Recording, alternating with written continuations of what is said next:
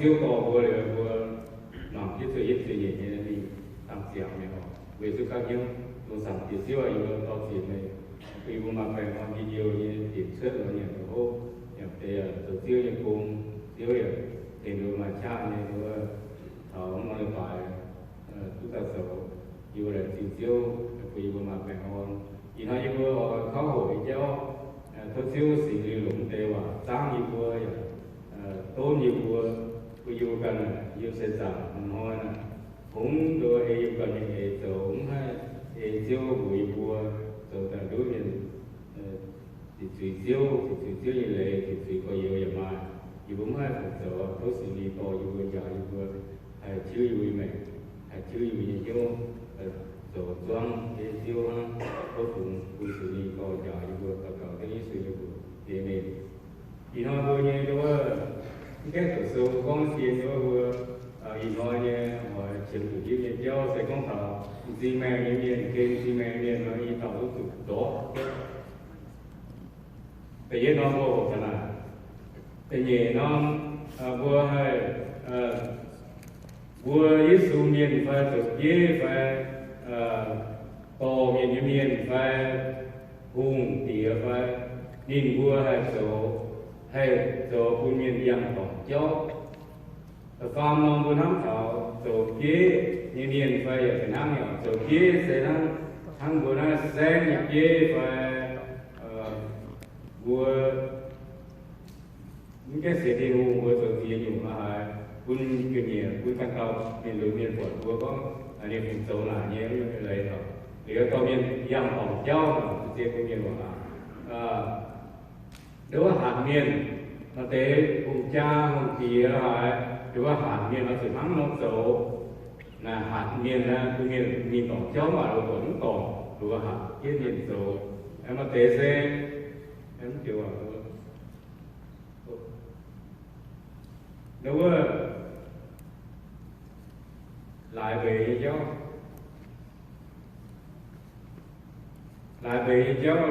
mà tế miền là họ là về là xin là về là thì về là nghe là coi như là nó có cái gì về là đối với tổng cho đối với tổng cho là thứ riêng quý bố thì là nó yên bố thì chiều là thì sẽ chiều không nói cũng chẳng nó như không buổi cho tôi là đối bố kinh là tôi xíu mà tôi tưởng mai họ rồi từ khi sơ giờ tôi mà thành cho bố hay tao đi làm tổng cho là tôi phải tổng tùy nhé thì nó buổi cho tôi là thì nó buổi khi sơ xe đối với nó thay sẽ biết được xếp nó ở hay sao điểm về nó vẫn gọi là phản áp sơ để ta một quả những từ như thiếu cái quả là như nó cái tiền đó về khi như thế cho không một tổ chức nào một quả khi như một tổ như quả là đối miền Bắc thì như gì bằng kia sự khâu đối miền như gì phần sản ở trước những bà rồi còn đối miền của tàu dung chủ khâu cái đĩa miền Bắc suy bình nhìn vua dầu tổng như cháu như miền tổng cháu như số tổng cháu như miền tổ cháu như miền những bản gì mà nhé sẽ có gì mà nhé miền khiến gì mà nhé miền đi tàu dung chủ đốt phớt như tàu nó là sẽ nắm tàu con thằng gì mà như nó đi tàu dung như tôi đã mà nó dùng nó là quay khi chết rồi là cũng đã ngày mà nhưng bây giờ nhiều phớt tàu khám bây giờ nhiều là quay đi tàu là nó thảo là khám tàu này chúng cho đi đấy con dĩa thành vua xe ở con vua ở chúng xiên xíu miền vua chỉ sơ miền quý trước những tỏ những chủ vua cái gì trước cũng thằng nào vua hay đó phớt là đó khám nó miền vua giờ hay vua miền có nào là khám là phớt là cũng từ miền này cũng từ nào thì con vua không nói chuyện nhau thảo ước ngoài buổi chiều sẽ có thảo con vua còn tùy gì cái mặt sáng mà lùng đĩa này cũng xiên và hát tao từ bữa nhìn số xỉ đứa miền Bắc tùy nó cũng tao giờ chúng tham nhớ và anh cùng với hát tao đứa miền Bắc tùy với tao tụ khâu nó muốn để sơ sẽ nó bùa thì nó ye bùa rồi thì nói nó ye là nó cũngเป็นที่โซอยู่ว่าbùa năm thảo mà thay được về nó không bùa năm thảo bằng thứ gì cái tụ khâu đối với bằng thứ gì cái tụ khâu nhé chỗ là nó bùa nó có mà hai cha hệ nó mà có thể tụ khâu nó cũng kiện hay khâu hay kiện hay mồiแต่ว่าเกี่ยวกับความสุขใจเกี่ยวกับหลงตัวเจ้าชนะหลงตัวเจ้าเสียทุกคนบุญสุขเขาอ่ะของเขาสุขเขาอย่างเจ้าเราอีจันบัวแต่ตาที่ต้องสุขเขาอย่างเจ้าเนี่ยสุขเขาอย่างเจ้าเสียบัวยังเสียใจน้อยเราบัวสุขเขาบัวงอทางงอยานงอยุ่งงอตัวยุ่งเย็นตัวบัวchỉ nhau chỉ để cụ yêu người cũng do những cụ sinh từสุขเขาว่าcóเขาสุขเขาอย่างที่มูสุเนี่ยนะสุขเขาlà sẽเป็นเสียงติดจุยsẽ chủว่าnhiều á tây nhiều nhé tổ khói chủ búa như với những kiểu ngào ngao nhé em là sẽ khấu à em cũng vừa như tôi con thằng nào thì vẫn đều ở bán nó vừa con vừa chủ mà miền có mình vừa chủ kỳ chủ cũng bảo cha nhé em mà cha ở miền ở trước đây vừa đi vừa chỗ tôn giang hồ nếu mà tôi giang hồ tháo bộ hòn như xì đứa miệng sẽ có hay đứa chủ nó thì vừa ở liền thiên hùng kim tài như miệng đứa chứ là vừa nắm tháo giá như kỳ chủ niên có là vừa trái kỳ chủ niên là nó lo ngay hồ lo miền Thái vừa mà thì riêng nữa lúc thiên hùng còn quen là ngay em được vừa gặp sắm là được vừa tổ đó là đứa với số niên á nên chiều sâu thì là một quả nó từ buông là chào cha như này chào cha trên hùng như này tại bốn hai mảng trước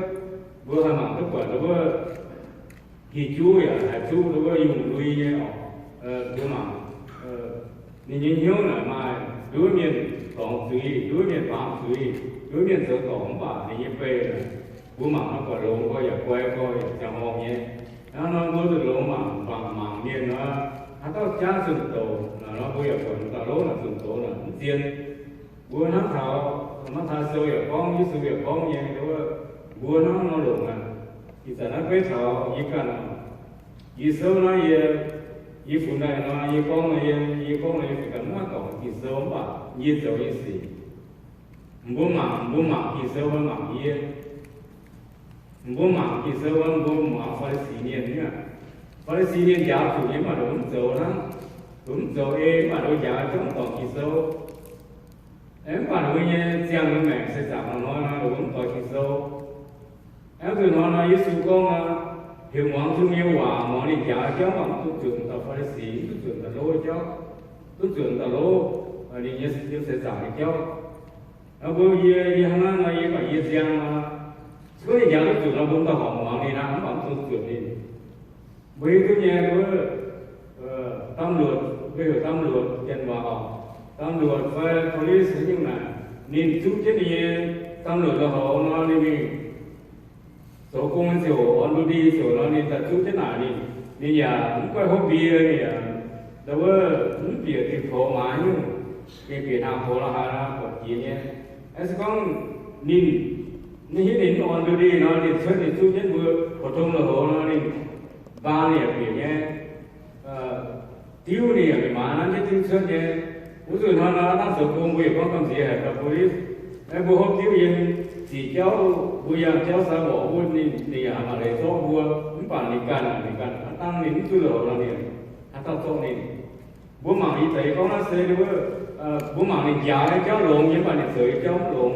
có cái gì phải đuổi về như miền này đi sưởi cháu là lộn co sao vua là họ cũng mà bố mà là đối đi giáo như cháu là nên giáo tổ phải giáo chủ là sẽ hai đứa miền phạm thủy như giáo tổ như cháu là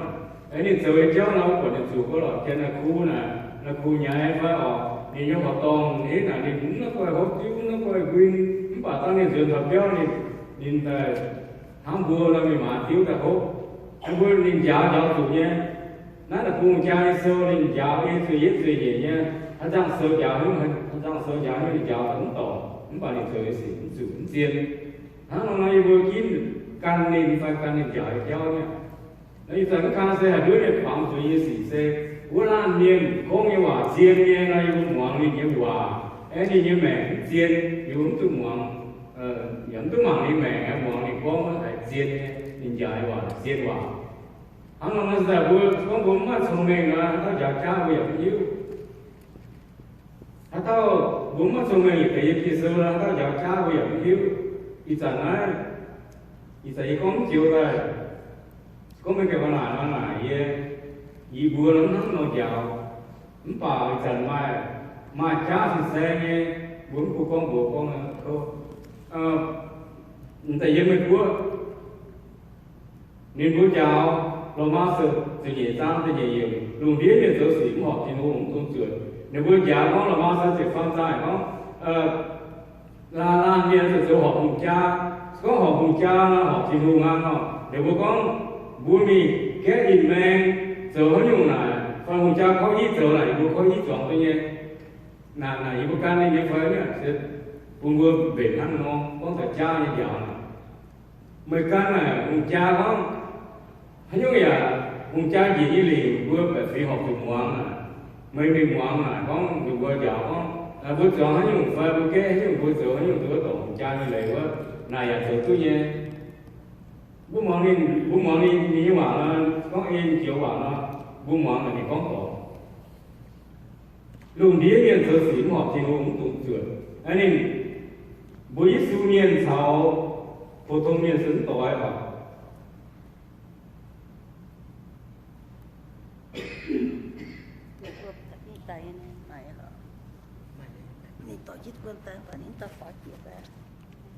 Yesu miền什么？Yesu miền như lệ nha. Yesu miền hai tổ, có một cha chỉ lệ có số tu yêu kiểu số à.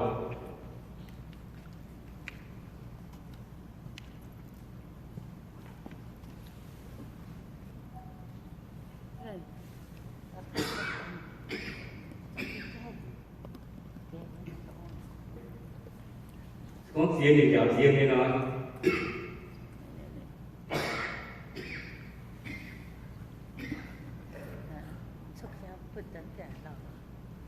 Nhìn cháu riêng đến tôi nhận tổng cháu là như bộ học chủ ngoan đi nhìn cháu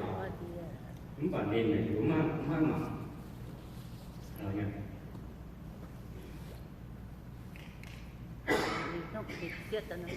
không được khu mình vậy vì cái kia nó học được vào những cái tăng là như là khu với con như vậy em tôi là khu nó là hạt sữa đối nhiên bám tùy giàu cháu vừa kia từ giàu riêng Yesu miền nó mới là bao nhiêu giáo chiến nó có những cái tổ chiến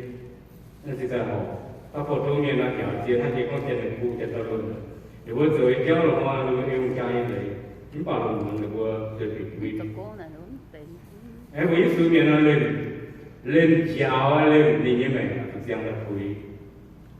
nó sẽ có khảo hai chỗ miền chỉ chỗ miền ít từ đó chỗ miền bám tùy như kéo là sẽ giàu cha nhé sẽ giàu lắm quý có thật để cho của bạn nhìn nó điều có thật đối với bạn quý thì khớ mua mà thấu công số số như thế sang như thế chưa phát triển là thì chú có một vụ con nhiều thứ chú nhiều lời gọi mà mua liệu cả há mà thiếu phải như thì chú hỏi biệt mày vừa cái gì mà đi đuôi à mấy nhà nó để dùng phát triển yêu mày vừa cái gì mà chú hỏi mày nhìn số tiền lệ thiếu về cha đua tiền Giêsu như miền căn bao lâu thì xe có thảo có diễn nhiều là như thế mua miền căn bốn luôn mà mình dạo cái tổng cái tiền lắm nha vừa hay họ như nhá có thảo mà thì chú mà hoài cháu mà nhớ xuống thì cháu là đứa của kỳ bang là đứa của kỳ bang số tổng gì 如果去帮你搞教，如果去帮助一些不嘛那些巴罗尼他们讲起บัวเขาทำบัวผมนั่นละบุ้งเสบัวสุบุ้งต่อจากมันก้องที่ตาแต่เจ้าเนียนมีผลที่ก้องทุลงก้องมาดีแม่พี่น้ำไฟผลนี้แม่น้ำเนี่ยบัวสุไปแต่เจ้าแต่ที่ก้องมาต่อป้าเนียนแต่เจ้าก็ยังnhưng mà nó giàu lộn có xiên có thắng có ông bà bữa sau là còn phải xiên còn vừa con thằng thắng mà bốn hay thì nó lộn miền nó không thể can đi đấy không thể mò này con đấy thì có cái là xiên thì có cái là không mò chỉ cần phải cái nào phải là phải mò con rồi sẽ có phải xiên cháu vừa sử dụng cháu là đưa bùi cháu sẽ vừa itu kita ngầu rumah punya cell phone phải punya dua tag phải là hai chúng ta hay bị punya phone là hai chúng ta chỉ tay xem hồ mà phiền ha mà trả phiền bỏ tay phiền phụng thầu như cái là coi cái nhiều là tủ mà ở tứ lộn mà ở phải on mà đến sẽ phiền mà rồi copy tay phụng cũng cần tao nó phải tứ lộn ý mà tệ thì căn là số nha chỉ tao nó hồ chỉ ta chỉ đạo cũng mà người theo mà phiền thầu với làm béo ta cái coi là mà nó ô lộn nha nhiều ở bên họ nhiều thứ lộn rồi cái gì nhiều rồi yêu rồi anh khóc tim khóc phiền là phải phụ một cái tao chỉ ta thứ lộn nha là có hai lộn như thế là còn phải hai dạng đến nước vốn đấy bà bây thì không có lộn bây giờ những miền đứa là ba miền đứa vừa hiểu vừa sẽ khóc tim khóc phiền là cũng rất là cao mà miền trung nữa là khu thân ảnh chào mừng tức là đốt cuốn như nào tức là đốt mà nhé thế tại nó có lô có yếm dương như theo hồ là yếm gì mà miền rồi bữa bị ta lồng rồi bây quay cháo lồng rồi bây giờ xuống mình cả thì có tất cả con quê hàng hiệp chú nó bữa quả nữa hiệp chú về hạt chiên nữa khi dùng như color như thì bữa bữa đúng nó sẽ hiểu bữa có thọ buồn bữa cháo lệ cháo thọ bữa hay bữa bữa bằng suy như cho bữa nó nói với mẹ bữa sĩ xuống nó viêm nó nói mẹ nó sự buồn lộn nha chúng tôi mòn miền bữa cháo bữa chúng tôi mòn miền to bữa mì tổ cháo ấy tôi tổ cháo tao miền nào cho tụi nó thả sâu nó có tùng đũa miền bằng xíu tao miền xuống một tụi thôi nghĩ gì nghĩ không bao nhiêu buồn tan thì nhá nó nói để sớm nó con nó mà chẳng tức là con mình bảo cha mới chịu có bị bùa hạt đứa lúc chủ nó để biết xưa như này đứa nha em chịu để có em được bùa cần nhiều xuống ở chủ mà miền do tiền lệ chú bên cha lệ đứa sẽ đi xưa như miền căn mình bùa phải con đứa tôi là điều đứa mà bùa là sẽ đứa miền tổ cháu đứa miền bám dưới đứa miền sở sĩ một thiên u vừa sáu thì vừa thì sẽ tập cáo Yesca con sáu tế liên tập cáo vui nhé tế liên giờ tập cáo phải co tế liên tập cáo đáo tế liên tập cáo nắng nhé con sáu như hắn có lồng chiến ta có lồng chiến mà tế con ta có vui là số này kia thứ xử lý kia hay nếu muốn thầu thì mà có người cho nó ok nhé và số này nào rồi số này to nó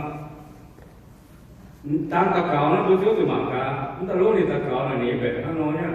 ta lúc này đi kia ta có kia thứ xử lý kia hay có vui nhé nào như dịch vụ như nó là ok để bây giờ nó có nên tổng và có nên sửa ra hả Giêsu là có em chúng ta rồi có thể sửa quyền mình tao ha ta có quy như đau như hai con nó ta lúc này ta có hai có thể sửa luồng người tao nó luồng thế thì sửa đua miền á đó thì những con sao những con đau mà còn chỉ chưa như là nó như còn luồng nào nói còn luồng phải con phải nha con chỉ chưa nha như còn luồng vừa thì quay răng nhá để cho là cũng chỉ có ta miền đó ta có nào như kêu chỉ xin ta khi đâu đi luôn hay là anh bảo con đi sửa luồng người tao nó như vậy cũng khác cái này nó vừa sĩ xuống nó vừa từ mỏng luôn nha mà cả những xin những cha đứa từ vừa thật khổ đứa vừa tổ giao nhá có một cái xiên như nó tạo phá nên là có cái ý của quảng trị như tạo nó sẽ chỉ của mình hóa thì thái thể rồi có chỉ nên làm đi là có vậy nó chẳng áp thì luôn nó chỉ là thu mới cụ thể nó liều gì đâu ấy chẳng thiết xin đến đó cái nào ta lúc ta có này nó xiên đi đi bởi vì việc áp thiếu thiết thì giang dính ra cái thằng mà chỉ to như này có nó cái áp thiếu nó thuốc cái sữa ra hắn sữa ổ nó có sữa ổ bây giờ con thảo hắn ta sẽ trước con sẽ thố nó sẽ áp thiếu là buồn nó buồn nó buồn tá ta có mà buồn mà làm như ta có là phải rửa rửa buồn như từ vùng lỗ má rồi ta như con thể tổ bài phí còn cháu nó sẽ Isaiah có người chủ tổ bài phí quốc tế tổ niềm vui yang còn cháu tổ niềm vui tổ như toán miền siêu lùn chụp lùn sẽ là theo con thể cháu ở trung bộ của ta mà tế miền được vừa hai tổ bài phí được vừa số lùn siêu lùn ha rồi mà tổng hiếu cháu mà phải nói cháu nó là đứa như nhau tổng cháu nó là đứa như tuổi tổng cháu vừa hiếu nhiều vừa chỉ quan nó vừa phải cái hồ cái chứ rồi hắn ta tự tự luận là tụng bộ tự tự luận là tự nhiều con tao chỉ hiếu vừa con gì thì con nó ham thì sao mà con luận thì vừa chỉ hiếu vốn cứ phải tìm theo luận mà những miền hay hắn nó nhé nó Isaiah sâu nó sẽ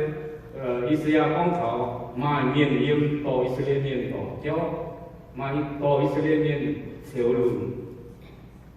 giống về clip lại nhé ở vừa ta có một năm bảo chỉ như thì trước ta phải phát biểu để con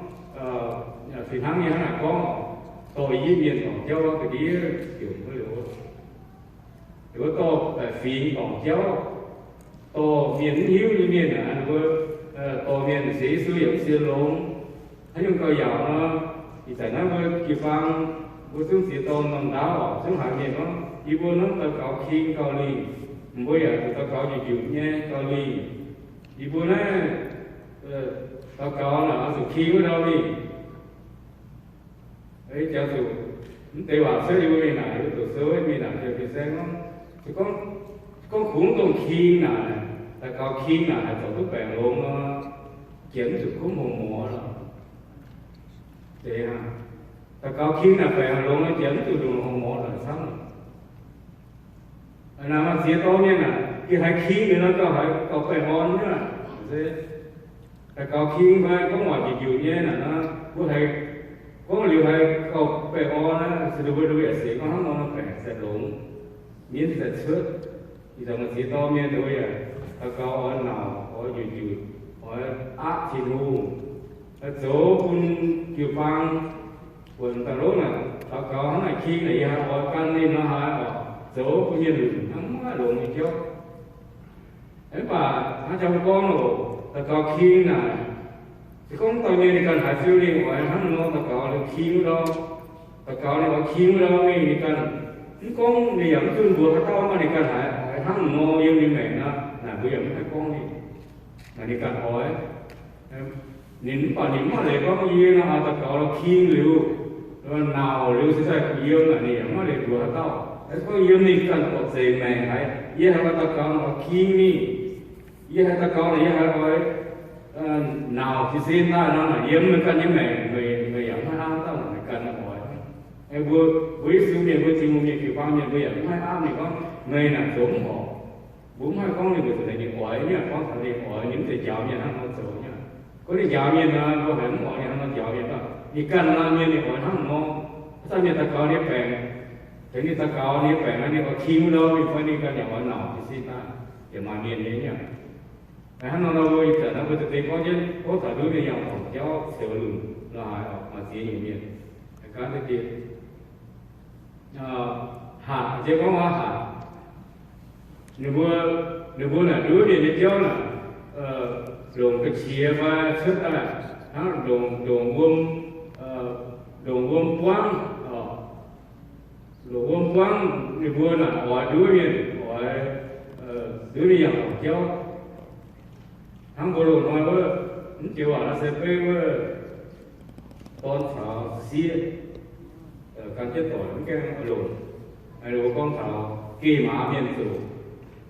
hay là số mà của con miền sắm nữa nếu vừa tới miền này thắng nó không phải với số lồng với sư miền lồng theo họ nó vừa ở lỗ con thảo này phụ nữ sư miền nhá khi con làm bạn nó chiều nó sẽ lùn mà con ngọc với con thảo mấy cái người ta xiên lồng là ta miền mà miền con ngọc cha của mày xiên mình nhớ xia là mình có người thắng mà nó như vậy mình thắng rồi á, như vậy mình sao ta to á, đưa vương chẳng to lên là những phòng phê lùn như vậy như quả thì hoa vương này nó lùn gì nè, thì mình hiểu sao? Thì tiêu cái nó mòn lùn, cái vương mòn miền số liền nhá, vương lùn nó bắn nó tiêu phí, bữa cái như quả cái xia, sau bữa là mang những quả mòn miền số có mấy xia này nó mấy thì dây áo này những sắm những xuân này, có này từ từ vua thế này. Bởi vốn đây chúng ta áo là nhớ xuân nhỉ, nhớ sáng nhỉ, là sẽ số mà có những cái vua kia hiến mà có là rất là fit nó nên là Việt Nam kêu là đối vua là giả đó là ha vua kia hiến có thể cái xía toàn vua lồng nên vua hiến mà đi hiếu nó lồng làm năm cái gì là số hiếu bế đi bởi căn tôn á sẽ tụi nó số đối với phí luôn thà đối với phí luôn quân vua ôi quân cái xin đi sư cái thằng nó sẽ là tự nhiên như thế và ôi nó không thể phải đứa miền ẩm dưới đứa miền tổ theo như xì nữa mà em thằng này nó giờ gì là nó tham em đã tốt với yên mi thì không dạy hiểu hắn là dấu nó có tổ tao yêu sao mà nhất là hòa miền của đông yêu quần dùng cao cầm dĩa hay cái gì nên vua tên và ăn diên như hòa có yêu như cái phí Israel mình tổng cháu và ăn diên với trả lời nghĩa đôi rằng tàu diên tới hai trận của nó rồi những gì sự năng là rằng vì ông phải nó với trả lời nghĩa là số liệu vì ông phải lời là rằng mà tàu diên thắng nói được và ăn diên ta nó có lồng diên như lời vốn lồng thiêu như lời to phải phí đưa tổng cháu đưa phải phí tổng cháu cái tiền nữa những chiều giờ mình đi từ farm và từ gì con chiều con đi thảo về cha như từ hòa miền bờ tây chiều ở thảo từ về như cha như miền bờ tây như lệ đứng ngoằng đầu tiên tao về là có như miền đứa bà phi đứa bà phi tổng cháu mà chỉ to miền sẽ như siêu tài trợ dùng về rồi chiến nó giả mà là yêu thực tại nó cũng còn thắc không chiếu mọi miền tỏ về là đi mình nhá chiếu mọi hắn ta không tỏ về là ý về tiếp liên ngày ý về của nó ý mạng chân thái nhé YouTube ý mạng của chân thái là ý mạng khả năng là ý mạng ta ý bị hiếu đi thì nó mạng của đối thế này tao nhìn tại nó hiện mà mình sẽ là có mà làm hiện tại đúng không? Ô như vậy quẩn tao nhìn nó như vậy quẩn làm nhìn thì như viên gian sẽ tại nó thì tại này có hiện tại này thì nó là nó chiên nó nói như tao mình có mà thứ hiện tại mình sẽ tại này có này viên gian cũng được quẩn này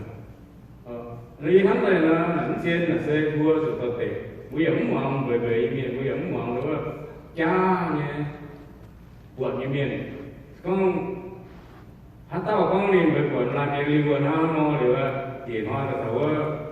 trên cái gì phải con nó gì một chuyện gì là này con cha nhưng nín tại của mình cũng có mà thì nó hiện tại này bây giờ là gì là con sẽ mày bày quần hắn nó vừa là hắn siêu có điểm ổn nhiều miền tỏ nó cha như vậy là đứa miền là hai đứa miền tổng cháu vùng lỗ thì ta nói vừa thôi mình mua về xuống mua ngay ở vùng lồng về cháu mà tiền về cháu trả lời đi ha samayi yêu Giêsu ta lùng về cha mà dùng ba nhé và con lùng Giêsu chiến hay Giêsu vua được xuống về được chiến nó vua về tôi này không được Giêsu này vua không nói là Giêsu phá liệu vua lùng về cho vua nói theo hồ đảng tổ vua nhập do sẽ vua về Maria vua tổ Giêsu xuất vua là hay về quần vàอีสานนี่ว่าอาจารย์chưa thì chưa mà hiện thực đó vừa không có những phạm thì cha có về là tội kỳ sâu yên ta thì chẳng nói yên gì nó có mà yên là phải chỉ tao nữa yên với quần nó tao ôm xem đó như bút về như ta phải yên con ta hãy tao con là ta hãy tôi chịu hòa tao con là ta hãy tụi chịu hòa nó là gì lắm là tao về là nó về là bà bố sĩ hắn chỉ có đúng không? Chả số mà về là tội kỳ sâu nhé, kỳ sâu nó có mà về là nó chả mà hiểu bố sĩ như nào nhé, có mà về là có mà cần còn nghe về nó gì ở tụi mòn luôn, nó sẽ về đối với tổng giáo nhé, về tổng nhân sắp cổ nhé, vừa hai túi hiện kiểu mà tổ vừa bị phòng cũng đâu, hắn nó bà ấy nó một con cháu sẽ từ nãy con vui muốn hiểu được để nó kỳ sâu con gì mình muốn cần khi tôi chết là tổng vào con này khi kiếm gì mình con mình đổ thì từ miệng con thì cứu nó đủ con mà tao buổi chiều luôn như cùng gì mình nữa mà tao buổi cháu hoài gì nha, gì ngùng hả? Y tao đố tụi biệt tội nha. Em bị hại nó tụi gì ngùng tao buổi cháu hoài cái gì tụi kia cái buổi cháu ngùng tao em chăm. Em bị hại nó mà tụi buổi cháu em cháu như tụi gì mà nha. Đi buổi cháu ngùng tao nhà hại.